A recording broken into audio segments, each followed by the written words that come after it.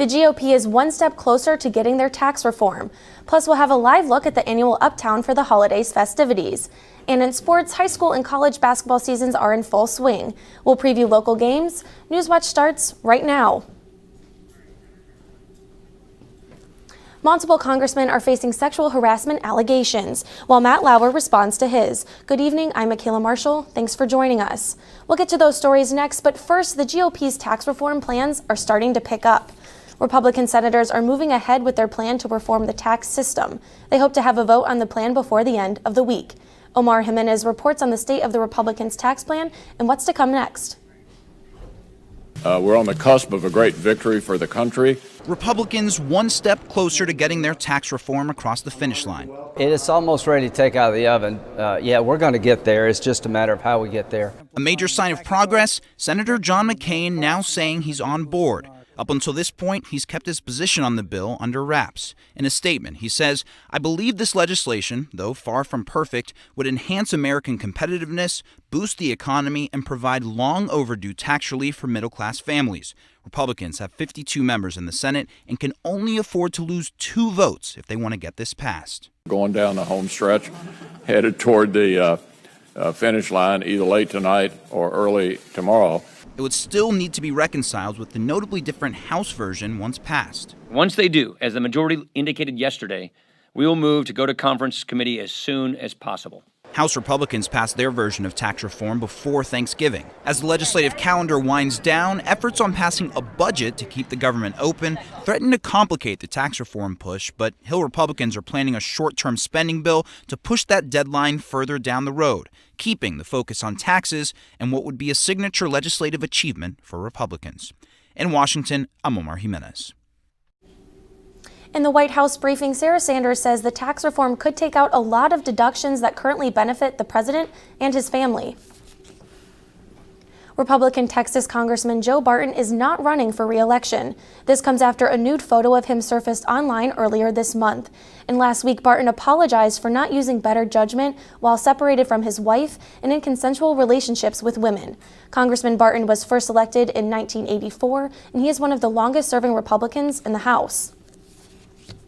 And the longest currently serving member of the U.S. House of Representatives is facing sexual harassment allegations. Last night, Congressman John Conyers was taken to the hospital. His lawyer says Conyers was hospitalized due to shortness of breath, chest pains, lightheadedness, and dizziness. Multiple women have accused Conyers of sexual harassment in recent weeks. The Michigan Democrat has denied any wrongdoing, but acknowledged a financial settlement in one of those cases.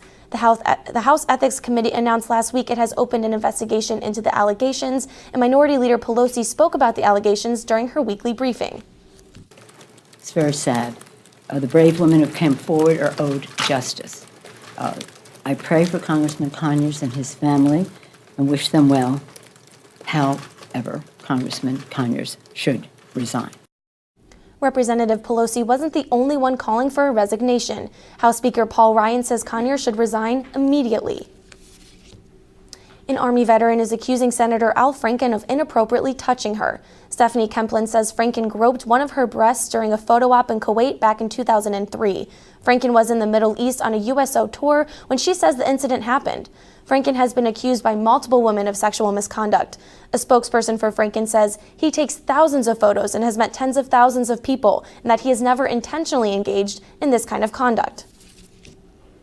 Yesterday morning, news broke about sexual harassment allegations against former Today Show anchor and Ohio University alum Matt Lauer.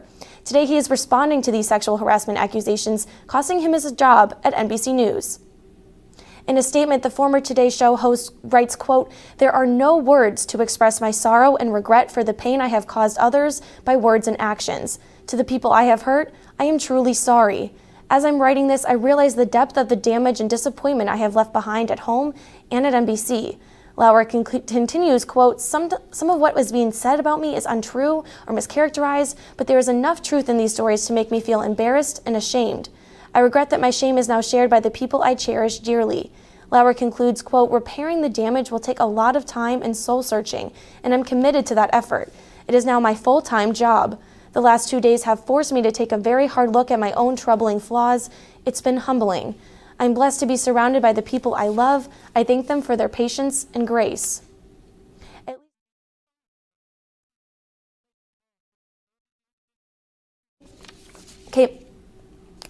At least 3 women have filed complaints with NBC regarding Lauer.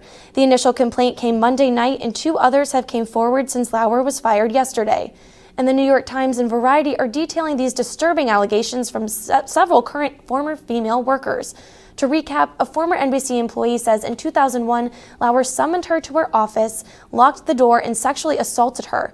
She says she never reported the incident because she felt ashamed and feared losing her job.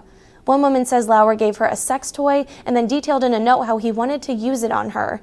And another employee says he exposed himself in his office and reprimanded her for not engaging in the sexual act.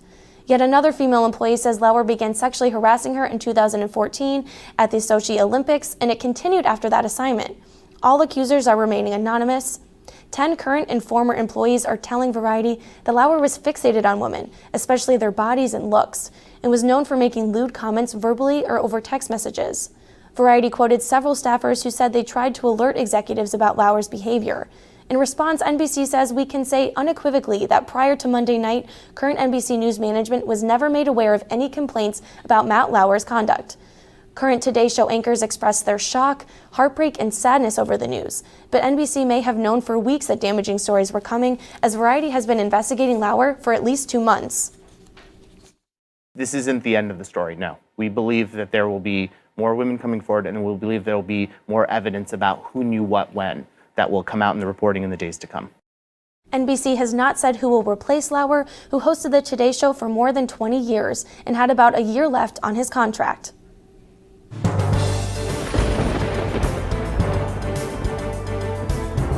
Good evening and welcome back to the Newswatch Weather Center. I'm Adriana Davies, and today in Athens we did see those brief to heavy rain showers throughout the afternoon. Because of that, we will see some cooler temperatures into this weekend and tomorrow as well. Then we'll see the weather spike back up. It's kind of like a roller coaster of warm weather. So we will see cooler temperatures tonight. 34 degrees in Athens is our low for this evening under partly cloudy skies, which will make it an even cooler night. Light winds though, so that won't be a factor. The wind chill will not go below 30 if I had to guess. As for hour by hour overnight tonight, by 8 p.m., 46 degrees. By midnight, we'll see 38. And by 4 a.m., we'll see 33 degrees. With those clouds starting to disappear, we will see a beautiful clear sky, starry night tonight with temperatures getting back into the average range. I know we were kind of spoiled this past few weeks with the beautiful temperatures. So the overnight lows for the area, 30 degrees up in Newark, 31 over in Columbus, 35 down in Ironton as our regional high, and 32 over in Cambridge. I know that the cold weather is finally going to arrive for December 1st tomorrow, so it is going to be a little bit chilly tonight too, Michaela, so grab that coat if you're getting a head start on studying for finals. I will be sure to do that. Thank you so much, Adriana.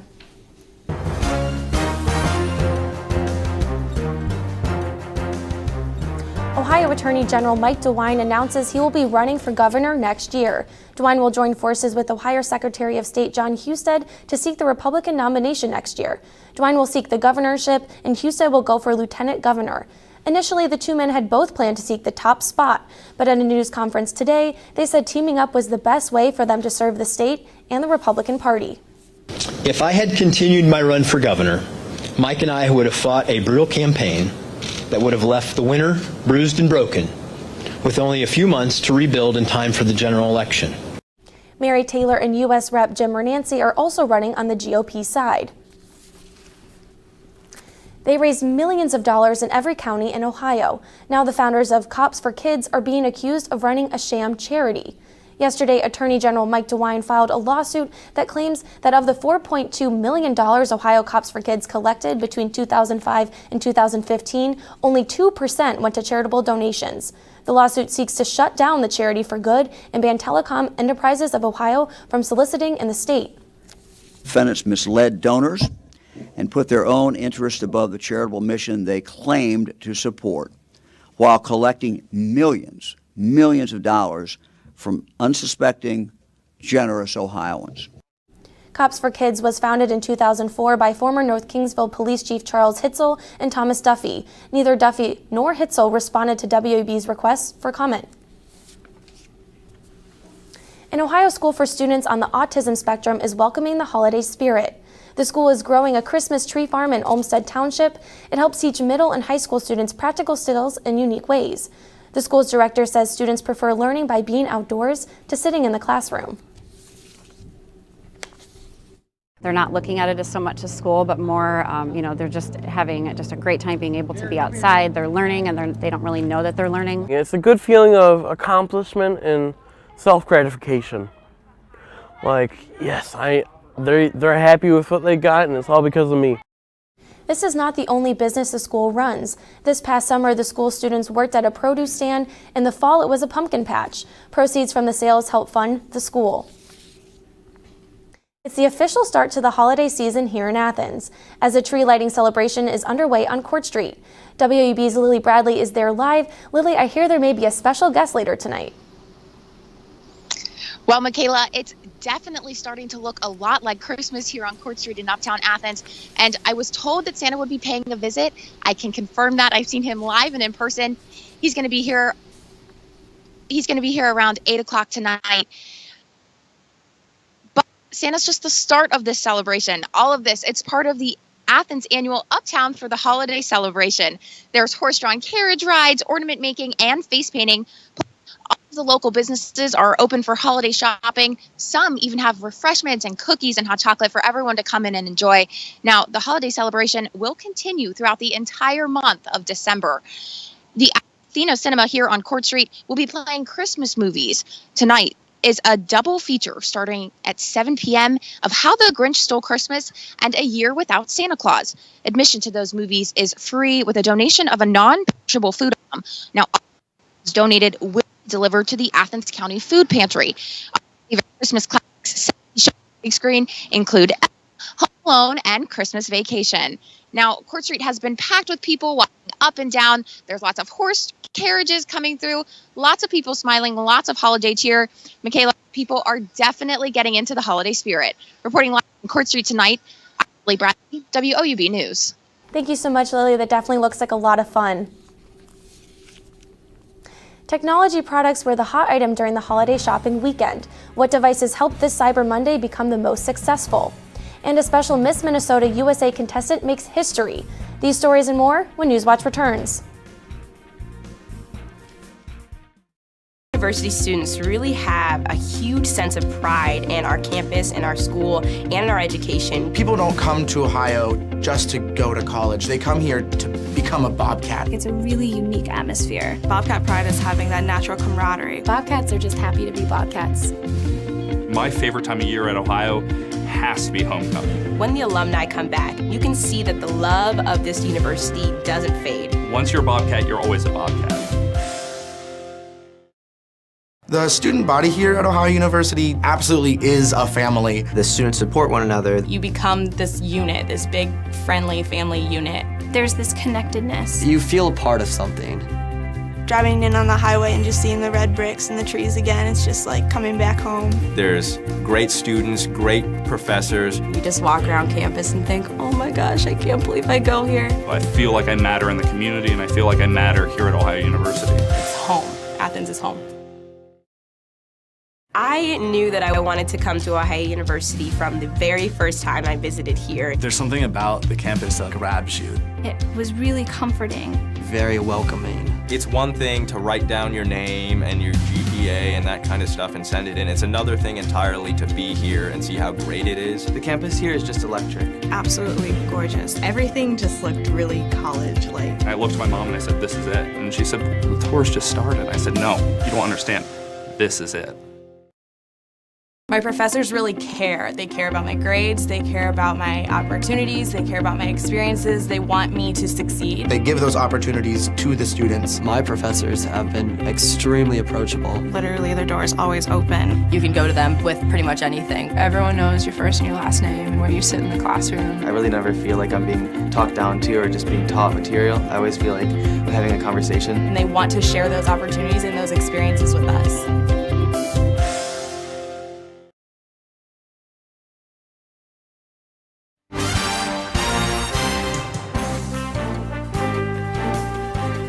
Black Friday may be slowly dying, but Cyber Monday is alive and well. According to new numbers, this Cyber Monday was the largest online shopping day ever. Mayor Maloney explains the popular products. Shoppers are sending a message. It pays to buy online. By the end of this Cyber Monday, shoppers spent nearly $7 billion online, making it the largest online shopping day in history, according to Adobe Analytics data. Top sellers on the web included the Nintendo Switch, Apple AirPods, and streaming devices like Google Chromecast and Roku. In terms of sites, the big winner on Cyber Monday, Amazon. This past Cyber Monday is now considered the biggest shopping day in Amazon's history. From Thanksgiving through Cyber Monday, Amazon says customers ordered hundreds of millions of products. The most popular? The Amazon Echo Dot smart speaker. People also liked Amazon's Fire TV stick, Fire 7 tablets, and Ancestry DNA kits. Ancestry says this Cyber Monday, it sold 700% more kits in one day than the entire holiday period last year. The Cyber Monday news is good for online sites, but may be a warning to traditional brick-and-mortar stores. Invest online or see holiday shoppers disappear. For Consumer Watch, I'm Mary Maloney. While most companies are riding off the success, Barnes & Noble is blaming Harry Potter for having lower sales in the second quarter compared to last year's. Harry Potter and the Cursed Child hit stores during the second quarter of 2016, but there was no new installment this year. One contestant breaks barriers in the Miss USA pageant system. Jennifer Mayerly reports on the special competition.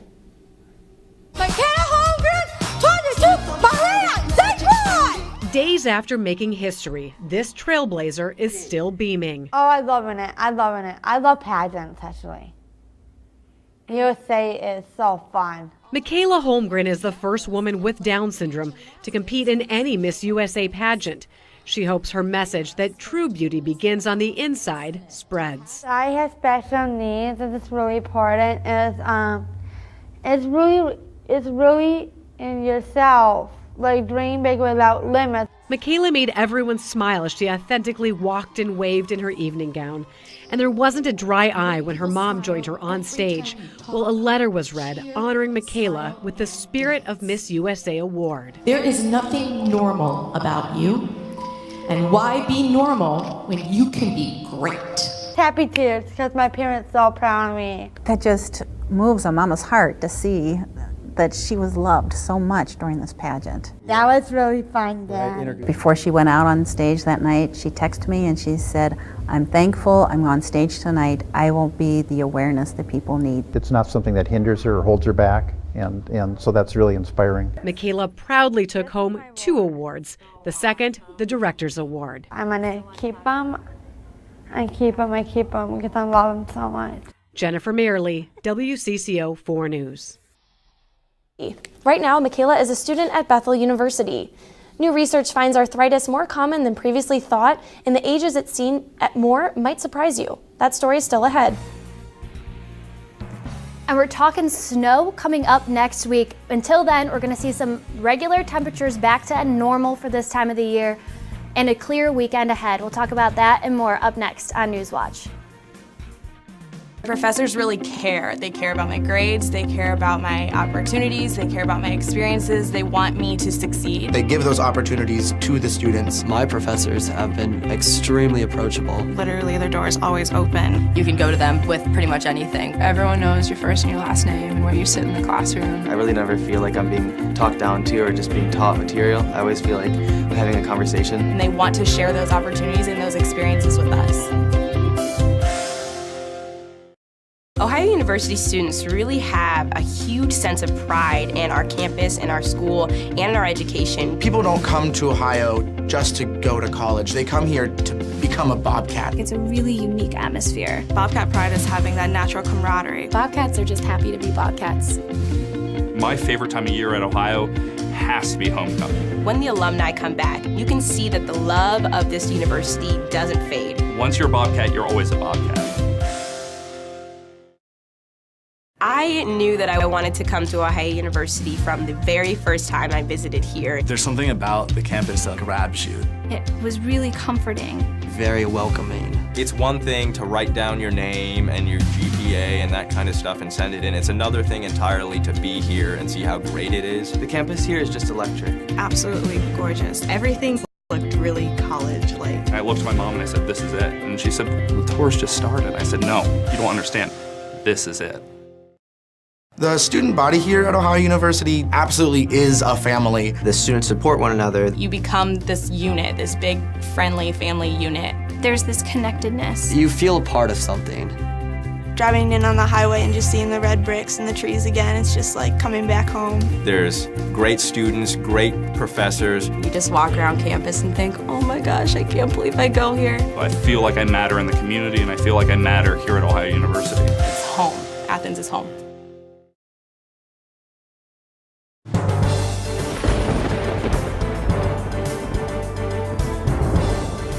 Welcome back from the break. Right now in Athens, we're looking at 48 degrees under partly cloudy skies. Those clouds will start to clear as we move throughout the evening tonight with winds from the northwest at 4 miles an hour. As for our almanac today, we're starting to get back into the normal temperatures. 46 is the normal for today. We saw 59 today. Tomorrow we will be right around those normals again, so don't worry about that. But look at those lows. 31 is our normal for this time of the year, and 30 is our low for today. The sun is still setting early. I know, I'm not excited about it either, but tonight we're looking at 34 degrees, partly cloudy skies, and this is right around average. Like I said, we're going to get back into these cooler temperatures for the start of December. I know, I can't believe December is already here, but we're going to get cooler, moral of the story. 35 degrees for Ironton tonight, 30 over in Newark, and partly cloudy skies for the majority of the area. Taking a look at the precipcast, we saw that rain move through earlier, but we will see high pressure set in as we move into tomorrow, and that's just going to give us beautiful skies.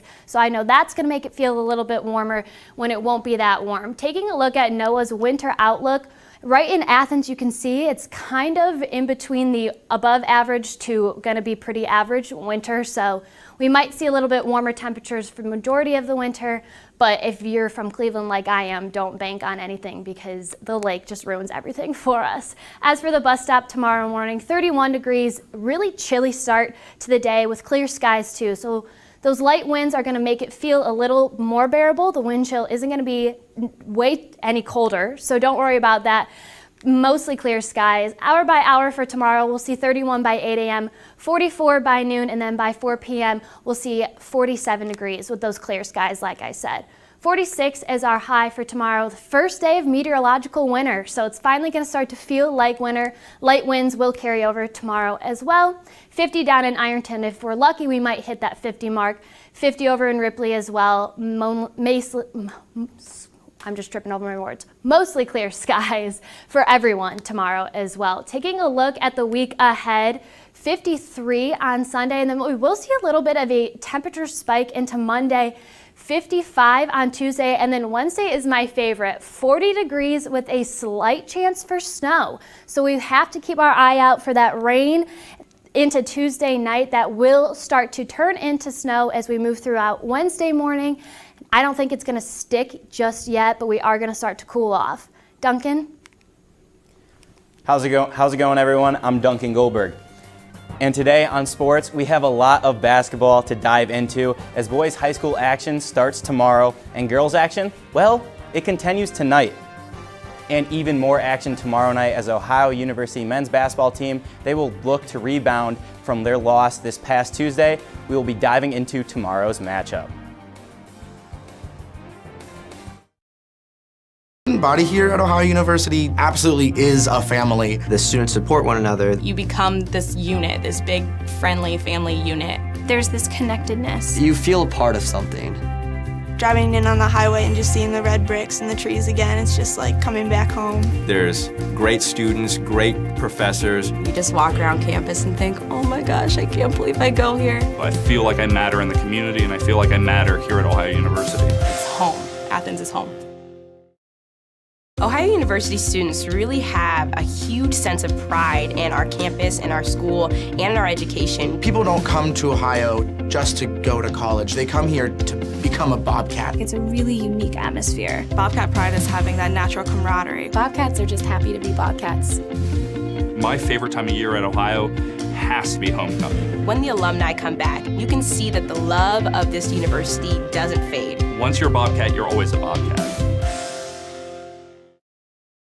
My professors really care. They care about my grades, they care about my opportunities, they care about my experiences, they want me to succeed. They give those opportunities to the students. My professors have been extremely approachable. Literally, their door is always open. You can go to them with pretty much anything. Everyone knows your first and your last name and where you sit in the classroom. I really never feel like I'm being talked down to or just being taught material. I always feel like I'm having a conversation. And they want to share those opportunities and those experiences with us. I knew that I wanted to come to Ohio University from the very first time I visited here. There's something about the campus that grabs you. It was really comforting. Very welcoming. It's one thing to write down your name and your GPA and that kind of stuff and send it in. It's another thing entirely to be here and see how great it is. The campus here is just electric. Absolutely gorgeous. Everything just looked really college-like. I looked at my mom and I said, "This is it." And she said, "The tour's just started." I said, "No, you don't understand. This is it."